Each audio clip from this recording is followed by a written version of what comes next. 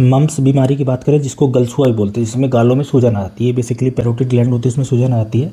तो ये viral infection है। मम्स का ही वायरस है जो एक व्यक्ति से दूसरे व्यक्ति में फैलता है, खांसने से, छींकने से और सलाइवा के द्वारा भी एक व्यक्ति से दूसरे व्यक्ति में फैलता है। वायरल इन्फेक्शन है। इसमें जानने वाली भी बात है कि कोई एंटीवायरल दवा नहीं बनी है मम्स के अगेंस्ट में, तो इसमें सपोर्टिव केयर की जरूरत होती है। जैसे किसी को मम्स हो गया है तो उसको रेस्ट कराना है और बाकी लोगों से आइसोलेट करना है, क्योंकि जिस पीरियड में मम्स का इन्फेक्शन चल रहा है, गाल में सूजन है, गलछुआ है, उस समय एक व्यक्ति से दूसरे व्यक्ति में वो इन्फेक्शन दे भी देगा। इसलिए कई बार ऐसा देखा जाता है कि अगर एक बच्चे को स्कूल में हुआ तो दूसरे को हो गया, तो इसमें सपोर्टिव केयर की जरूरत रहती है। रेस्ट कराना है, हाइड्रेशन मेंटेन करना है, पानी पीना, जूस पीना है या फ्लूइड चढ़ाना हो, दर्द की दवाइयां हैं, बुखार की दवाइयां हैं, कुछ मल्टी विटामिन दी जाती है और एंटीबायोटिक भी दिया जाता है ताकि दूसरे बैक्टीरियल इन्फेक्शन ना हो जाए। इसमें एंटीबायोटिक का ये रोल नहीं है कि ये वायरस को मार देगा, बल्कि दूसरा इन्फेक्शन ना लगने पाए इसके लिए किया जाता है। ये सेल्फ लिमिटिंग बीमारी अपने आप 7 से 10 दिन में ठीक हो जाएगी और ज्यादातर व्यक्तियों में कोई गंभीर समस्या नहीं आती। इसकी क्या है, वैक्सीन उपलब्ध है, दवाई भले नहीं है। MMR वैक्सीन रहती है जो बच्चों को 2 डोज लगता है, 9 महीने से लेकर 12 महीने के बीच में, और एक 15 से 18 महीने के बीच में एक बूस्टर डोज भी रहता है। तो MMR की वैक्सीन जरूर लगवा लेनी चाहिए। और मोस्टली मम्स होता तभी है जब किसी को पूरा वैक्सीनेशन ना हुआ हो या वैक्सीन नहीं लगवाई है या शरीर कमजोर हो गया, तभी वायरल का इन्फेक्शन फैलता है। और इसकी ब्लड में जांच भी आती है, एंटीबॉडी जांच कर सकते हैं। वैसे मोस्टली कराने की जरूरत नहीं है, क्योंकि मम्स में होता क्या है कि जैसे ही मम्स का वायरस जाता है तो गले में सांस का रास्ता होता है, वहाँ पे ग्रो करता है, वहाँ की एपिथेलियल सेल में, फिर ब्लड में जाता है और ब्लड में से क्या है, जैसे पैरोटिड ग्लैंड है यहाँ पे, जिससे सलाइवा बनता है, यहाँ पे इन्फेक्शन कर सकता है। मोस्टली कई बार एक तरफ, कई बार दोनों तरफ ग्लैंड होती है जिससे सलाइवा सिक्रीट होता है। इसमें होता है कि पैरोटिड ग्लैंड में सूजन हो गई तो गाल में सूजन हो गई, उसके अलावा तेज दर्द होता है, बुखार होता है, इसके अलावा गला खराब होना, उल्टी लगना ऐसी हो सकती है। और लगभग 25-30% में